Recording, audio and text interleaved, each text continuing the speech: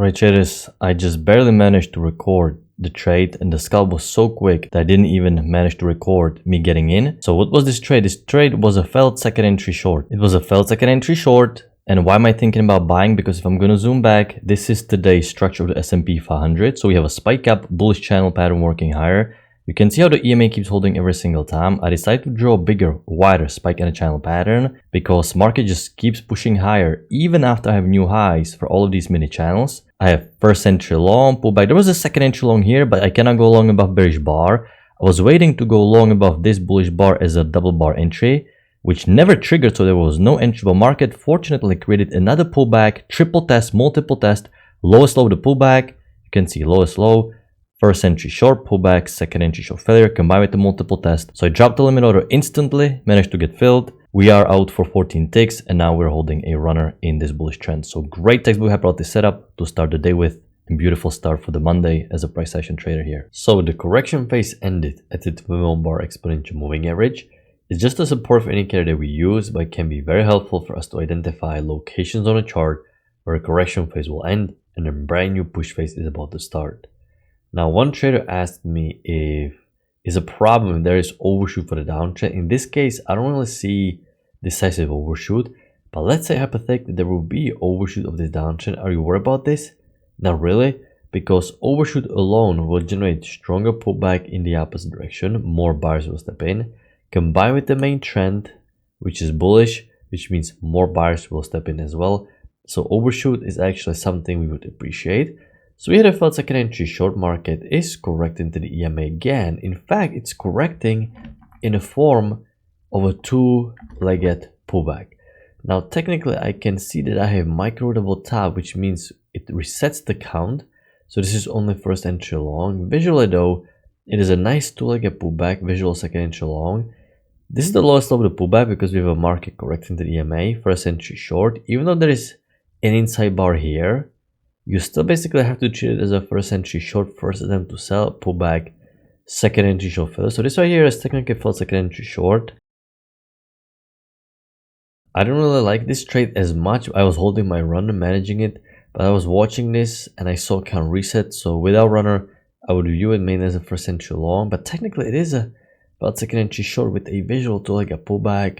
So it's not a bad trade to consider because those visual two legs are really nice. And we appreciate it. Market is correcting. I'm going to rejoin the downtrend again, just like here, rejoin the downtrend. We have a new high here, no break above, break here, first entry long, pullback, second entry long right here. So now you have second entry long at the exponential moving average and another decent high probability setup. Second entry long at the EMA. It managed to work for a decent scalp. You can't go long on a high-low here, high-low confirmation trade, because it's a terrible doji neutral bar. And by the time I get a failed second entry short again, I don't like how we have very little room to these highs. Why this high-low didn't push it all the way up here. So heading from a little bit lower, it's a decent trade. But at the time, you're kind of eyeing some small range like this. And you simply don't have as much room. So I don't think it's that great going long on a failed second entry short here. Market is correcting. At this point, I want to see trendline holding and I'm looking for push above EMA to resume brand new push phase. I want to see some high low or failed second entry short above EMA. Market is correcting stronger than I expected. Okay, I'm just going to redraw in hindsight spike and a channel pattern. We have break, push to a new extreme. Now, in this situation where I expect new high for the uptrend, I want to see push above EMA first. Okay, I want to see push above EMA. That's the sign that the buyers are back in the market and we're about to get the new high. And the setup I'm looking for mainly is a failed second entry short. Remember, the longer the pullback is and the less it resembles broad like a pullback, you want a failed second entry short. The shorter it is, you're looking for a high-low confirmation trade. I have short-term channel that has a break, push to new high, but of course we expect new high for the main channel.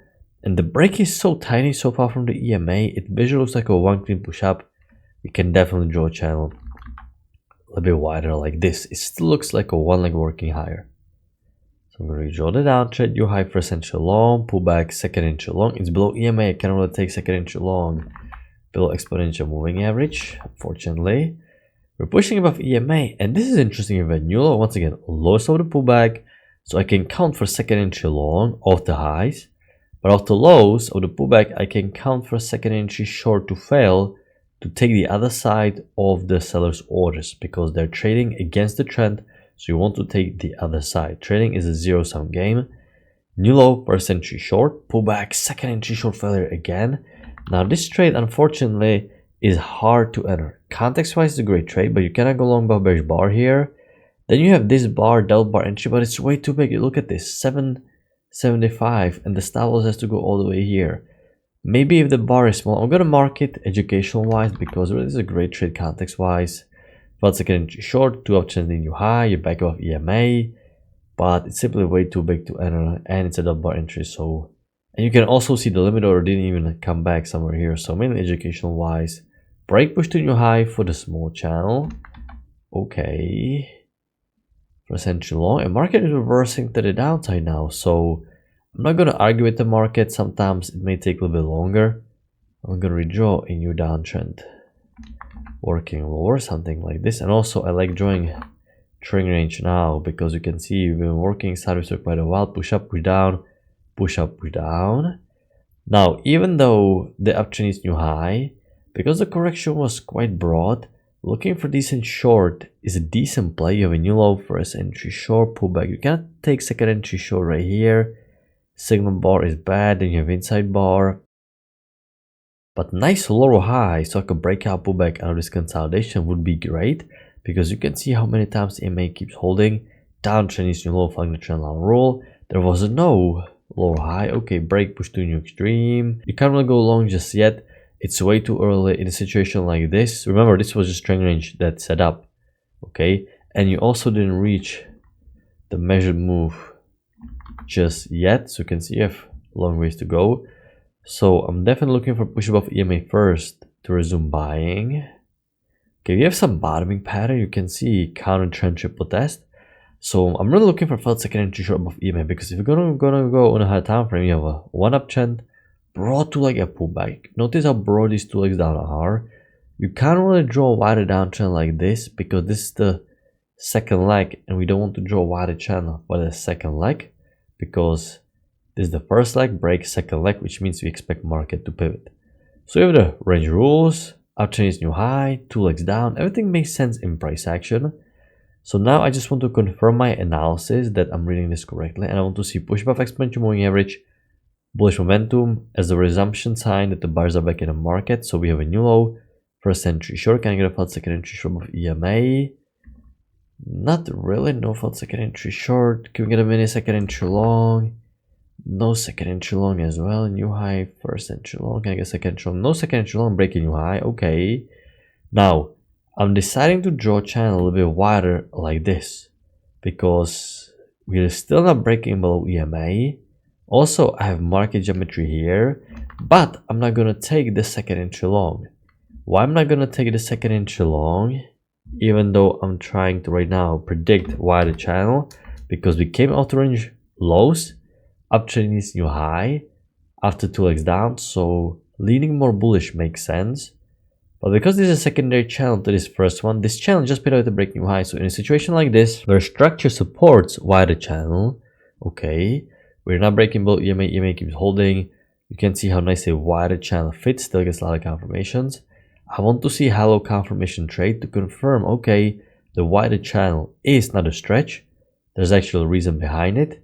With overall context, I just need a pattern to confirm the context. And I actually have hollow confirmation trade of two key entry points. Once again, broad legs down, range lows, uptrend to high.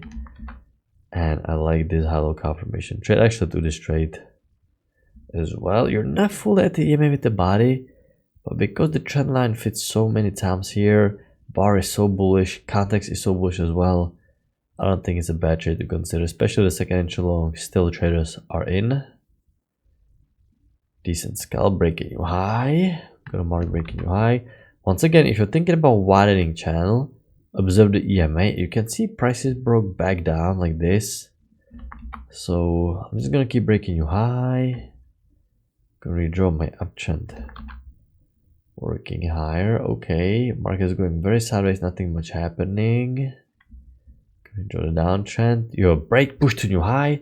So this uptrend finally played out. You have one leg, brought to like a pullback, second leg up to new high, and now because uptrend played out, we're gonna pause looking to go long, and we can expect brand new market cycle to kick in. New high, can I get a failed second entry long, first entry long? Actually, I have it here, new low, first entry short, pullback, second entry short, new high, first entry long, pullback, second entry long feather. So this right here is actually double hyperbolic setup.